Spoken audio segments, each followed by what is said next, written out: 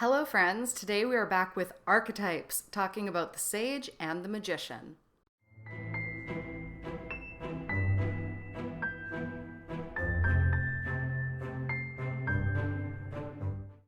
Expected you'd never see this series again, huh? I thought a great way to get back into posting would be by finishing this series up before we launch into Preptober and NaNoWriMo. After all, Archetypes are going to be really helpful for you in the months ahead. We've got 4 videos to go, which is just perfect for the month of September. So let's start off with a reminder of what archetypes are. Archetypes are universally recognized patterns, symbols, or themes that are deeply ingrained into the human collective unconscious. They are building blocks, fundamental to the human experience, and can represent human traits, motivations, and experiences. In my series, I am discussing them as they pertain to character types as defined by Carl Jung and others after him. To get more general information on archetypes as a whole, check out my introductory video linked up here. But let's jump right into our topic du jour, which is a discussion of the sage and the magician, two archetypes who at first blush may seem quite similar. Starting with the sage. The sage, called senex, or old man in Latin, by Jung, represents the innate spiritual aspect of our personality. This is an archetype very much rooted in psychology and mythology, displaying traits of wisdom, knowledge, and introspection. This archetype is also characterized by their insatiable thirst for understanding the world around them, coupled with a desire to share these insights with others. They embody the pursuit of truth and enlightenment, and often serve as mentors, advisors, and guides. Returning to the notes of Carol S. Pearson, PhD, who I've mentioned in previous videos, a character who presents themselves as a sage would be skilled at developing expertise, gathering knowledge, and contributing that knowledge to almost any situation. On the downside, they do have to worry about ivory tower thinking, dogmatism, and coming across as lacking feeling or empathy.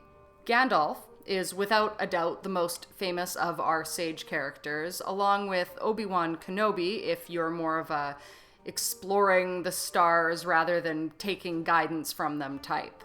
Whether you're reading Tolkien's classic or watching Obi-Wan face off against evil, you will see that both Gandalf and his futuristic counterpart possess knowledge, but when it comes to caring for their protégés, who they undoubtedly do care about, they can turn their empathy on and off like a tap when needed. An interesting consideration for the sage archetype is whether or not youthful sages are possible. I believe there is a case for it. Among the Professor X's, Yodas, and Morpheuses exist the Bells of the world. One could say savants or sages in training, whose thirst for knowledge leads them to appear older than their years mentally. The sage is an important player in the hero's journey, often being the one to push our protagonist out the door, making them a foundational character in our archetypical roster. Moving on to the magician, author Ocean Alcom on Steemit has a great line about this archetype, that the magician is essentially the sage, but in action. In terms of Jungian archetypes, the magician represents thought, science, transformation, inspiration, and innovation. While the magician is a magic worker in a similar way to that of the sage, they are more along the lines of hands-on magic workers, engineers, scientists. They have an energy and a transformative nature that sets them apart from their more reserved sage counterparts. As quoted by Jung himself, the practice of magic consists of making what is not understood understandable in an incomprehensible manner. And that speaks volumes where the magician is concerned. When we look at archetypes translated to real-life examples, a prime magician would be Elon Musk. Which leads me to my next point, where positives and negatives are concerned with this persona. Magicians are highly intellectual. They have a sense of intuition and are often seen as visionaries. They possess charisma and are highly perceived by many. Their curiosity and fluid nature ensures they are rarely affected by setbacks. However, there is a dark side to the magician. Penn State author Christina Yeager uses the likes of Charles Manson to point this out, and she is all too accurate. Carl Jung defined the magician as the ideal leader, having the ability to turn dreams into reality. However, we should ask ourselves, what becomes of such a power when it's misguided? A figure such as Charles Manson took his charisma and ability to inspire and lead and used it to mastermind deranged murders. Visions are not always positive, and so your magician may choose to use their powers for evil. Because of this potential for extremes in a positive or negative direction, the magician is one of my personal favorites when it comes to archetypes.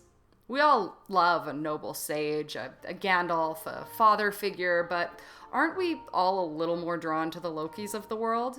Oh, just me. Okay, well, that's all right then. On that note, this has been our little discussion on the sage and the magician archetype. These two interest me a lot, and like with other archetypes, there's just so much you could say about both of them. But I want to keep these short and sweet, just kind of useful little bites of reference.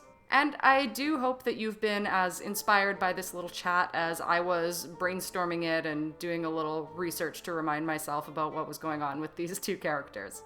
All archetypes are interesting, but these are a fun pair to reignite the series with, I think. I'll be back with another archetype discussion next week, same time, same place. Thank you so much for watching. If you haven't already, please remember to like, subscribe, and hit the bell button so you actually get notified every time I have a new video to share. Hopefully, because YouTube doesn't always do it. Also, do join the Discord server if you haven't already. We'll be getting back into sprints really soon, and I'm looking forward to it. That is linked in the description down below. I will see you next week for another archetype discussion, but until then, I hope that you are having a day that is just as wonderful as you are. Bye.